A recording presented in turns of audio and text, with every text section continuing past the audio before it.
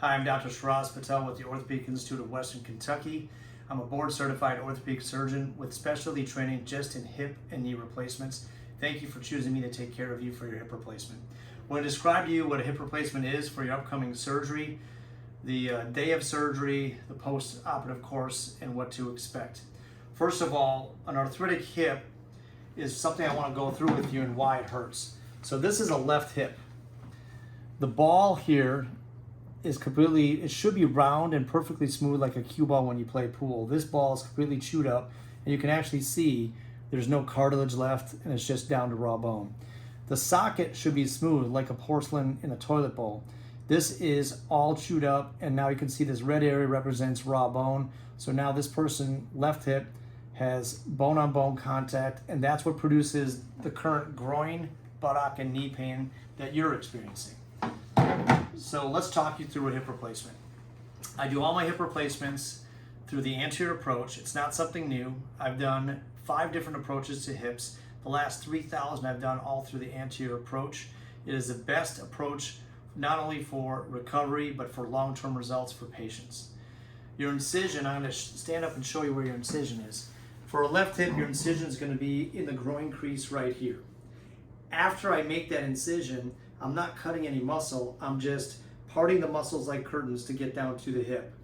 One thing I should tell you, it's normal to have numbness on your thigh, which could be sometimes the size of a football that will eventually shrink every 6 months for 2 years. That's a normal byproduct when you make a skin incision for the tiny nerves to be disrupted, to have some numbness on the side of the thigh. Now back to the hip replacement itself. Again, this is a left hip. So once I get down to the hip itself, I'm going to expose that ball. I'm going to cut that ball out, expose the socket, and clean out the socket. Once I get down to good healthy bone on the socket, I'm going to bind in a titanium shell that binds into your bone, and the bone grows into that shell. I may or may not put a screw in, but then I lock in a plastic liner that becomes your new cartilage. Now for the bottom bone, the femur, I expose it. I bind in a titanium stem with a ceramic head. So now when we put all the pieces together, your new hip is now ceramic on plastic instead of bone on bone. There are 3 goals to the surgery. Number 1 is to get parts to fit well. Number 2 is to give you a stable hip that doesn't pop out of socket. And number 3 is to try to reapproximate your leg lengths. The leg length reapproximation is the lowest priority because there are too many variables that affect your leg length. I do all my hips with computer navigation. So when you're asleep, I will take a picture of your hip, map it out, and while I'm doing the surgery, when I have the trial parts in, the computer will overlay one image over the other. It will tell me if I'm long, short, narrow, or wide, and then I make the final adjustments. But again, leg lengths are multifactorial because you could have a leg length discrepancy from your obliquity in your spine, your pelvis, or your length of your leg from the knee below to your foot. As far as surgery is concerned, there's several options. We do same-day surgeries. You can stay in the hospital 1 night, 2 nights. Some people stay 3 nights and end up going to a skilled nursing facility based on their medical situation and their social situation. So there's no right or wrong way to do it. We tailor all our treatment towards the patient. It's not one size fits all. Healing is very personal, and we try to tailor all the treatment towards you and your needs. Typically, you're allowed to put full weight on it. There's no restrictions. I'll have a physical therapist come to your house twice a week for 2 weeks. I'll have a nurse come to your house twice a week for 2 weeks. After that, most people don't need any physical therapy at all.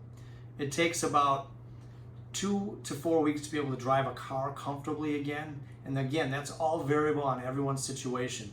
My rule of thumb is when you can walk comfortably with a cane, you can start negotiating and trying to drive a car again. As far as what to do after surgery, I tell patients, take what the hip naturally gives you. You're not going to be able to bend over and tie your shoe right away, so don't do it. When the hip naturally stretches out and gives you that motion, that's when you take it. If you follow that rule of thumb, you'll do fine. But as far as restrictions, you can sleep on your right side, sleep on your left side, whatever the hip gives you. As far as activities are concerned, Most patients, by the time they see me back at 6 weeks, are walking without any assistive devices and are ready to get back to a more active lifestyle. I don't let anyone do any high impact activities until you're 12 weeks out of surgery. The reason for that is that all these prosthesis, the cup and the stem, it takes a good 12 weeks for the bone to grow into the cup and the bone to grow into the stem. After 3 months, that's pretty much a known fact that it'll be solid and grown, and then people can start getting more aggressive with running and other activities. You'll improve for a solid 18 months after your hip replacement. The hip will naturally stretch out. It takes about a year for all the soft tissue swelling that you will feel in and around the hip to naturally stretch out. It takes about 25% of your swelling will resolve every 3 months till you get to be a year out, and you'll see improvement in your quality of life for up to 18 months.